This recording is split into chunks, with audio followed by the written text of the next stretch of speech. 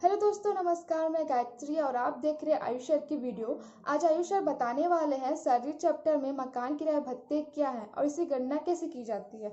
अगर आपको भी इस पॉइंट में डाउट है तो आप जुड़े रहिए आयुष सर के साथ। अगर आप इस चैनल में न्यू हैं तो प्लीज़ इस चैनल को सब्सक्राइब कीजिए, लाइक कीजिए, बेल आइकन को टच कीजिए ताकि नए नए वीडियो की नोटिफिकेशन आपको मिलती रहे। Thank you.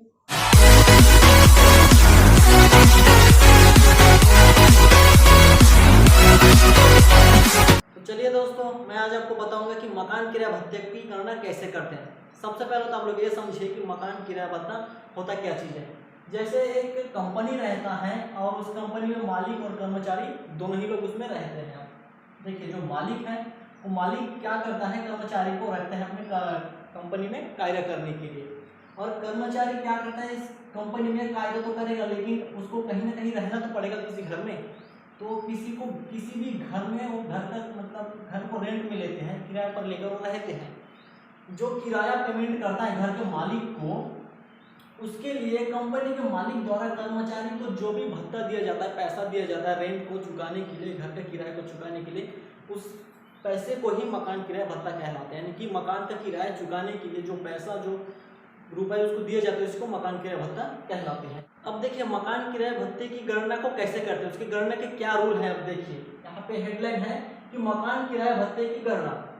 ठीक है, अब मकान किराया भत्ते की गणना लिखा है, तो इसकी गणना कैसे करेंगे। इसके लिए 3 कंडीशन होते हैं, यानी कि 3 कंडीशन में जो भी कम रहेगा, जिसकी वैल्यू कम रहेगा 3 कंडीशन में से, वही कर मुक्त हो जाएगा।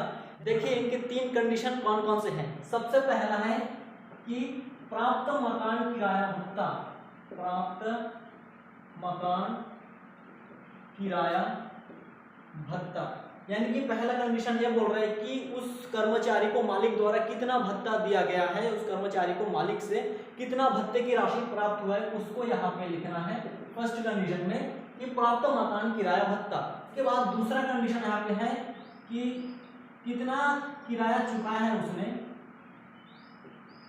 किराया चुकाया माइनस उसके वेतन का 10%, वेतन का 10% के बराबर।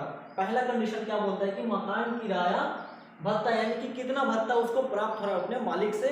दूसरा कंडीशन बोल रहा है कि किराया कितना चुका रहा है, माइनस कर्मचारी के वेतन का 10%। इन दोनों को माइनस करना है, जो भी अधिक की राशि आएगा, बैलेंस आएगा, उसको लिखना यहाँ पे। अब देखिए, तीसरा कंडीशन क्या है कि वेतन का 40% या तो 50%। अब दोनों में से कौन सा लगेगा, कोई एक लगना चाहिए, या तो 40% या तो 50%। वो निर्भर करता है सिटी के ऊपर, शहर के ऊपर, कि कर्मचारी किस शहर में उपलब्ध है या किस शहर में वो घर को लेके रखा है जिसमें वो रहता है, फिर कंपनी में कार्य करने के लिए जाता है। तो यदि यहाँ पे शहर का नाम दिया है कि दिल्ली, मुंबई, चेन्नई और कोलकाता,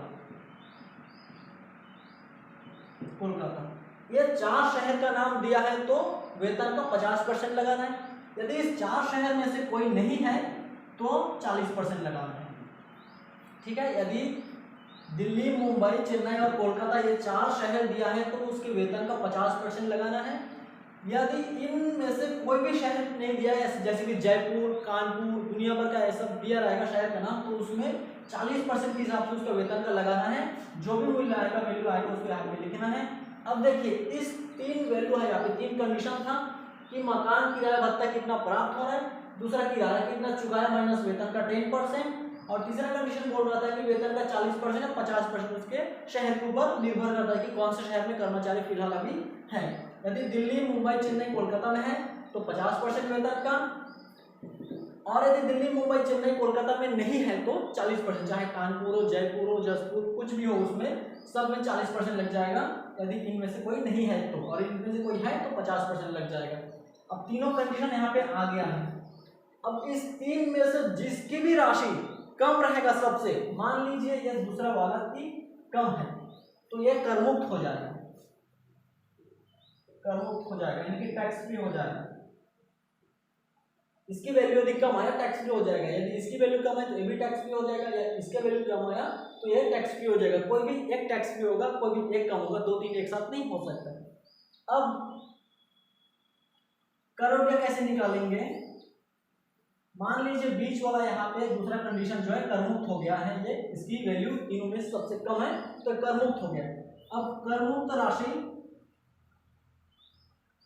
करमुक्त राशि बराबर अभी दूसरा कंडीशन कुछ भी होगा उसको लिखना।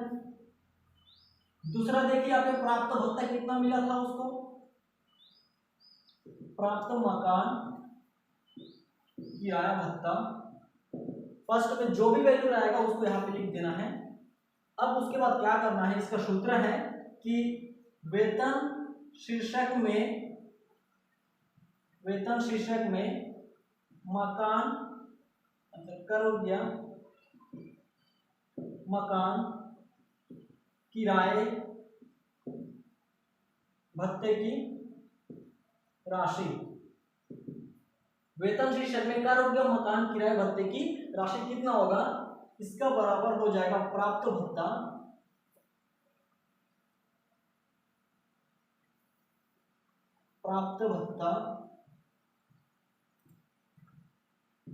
माइनस करमुक्त राशि।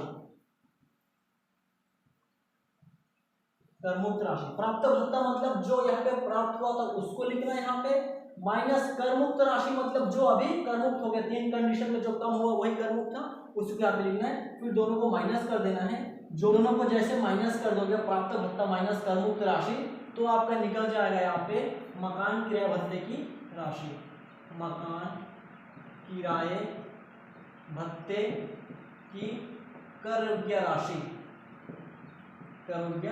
राशि, प्राप्त भत्ता माइनस करमुक्त राशि, प्राप्त भत्ता ये वाला माइनस करमुक्त राशि, तीन कंडीशन में जो कम होगा वही आएगा, दोनों को माइनस करोगे तो निकल देगा मकान किराए भत्ते की राशि। फिर वेतन चैप्टर जो अपना शीर्षक है वेतन शीर्षक, उसमें जो मकान किराए भत्ते की राशि निकालते हैं लिखते हैं उसको, इन दोनों को माइनस करने के बाद जो आए उसी को लिखना है। अब देखते हैं कि यहाँ पे जो वेतन है, जो वेतन का 10%, ये वेतन का मतलब क्या है। इस वेतन का मतलब होता है जो भी मूल वेतन दिया रहेगा वो मूल वेतन, और जो महंगाई भत्ता दिया रहेगा यानी कि वो महंगाई भत्ता सेवा शर्तों के अनुसार होना चाहिए। और तीसरा है कि बिक्री पर निश्चित प्रतिशत से कमीशन, तीनों को जोड़ के जो भी आंसर आएगा वही आपके मूल वेतन हो जाएगा। वेतन मतलब वेतन बराबर, यहाँ पे जो वेतन है वेतन का 10% यहाँ पे काटा जाता है और यहाँ भी वेतन का 40% या 50% काटा जाता है। इस वेतन का मतलब क्या है, वेतन से आशय, वेतन से आशय बराबर क्या होगा, मूल वेतन जो रहेगा मूल वेतन उसमें प्लस करना है महंगाई भत्ता, तीसरा चीज में प्लस होगा निश्चित प्रतिशत से कमीशन। ये तीन चीजों को जोड़ना है और ये जो महंगाई भत्ता है ये सेवा शर्तों के अनुसार होना चाहिए, सेवा शर्तों के अनुसार होना चाहिए,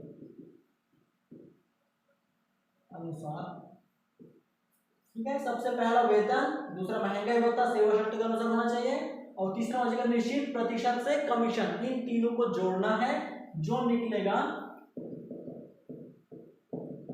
जो यहाँ पे आएगा वही हो जाएगा वेतन। उसी वेतन के आप 10% काटना है और यहाँ पे 40% या 50% शहर के ऊपर निर्भर करता है।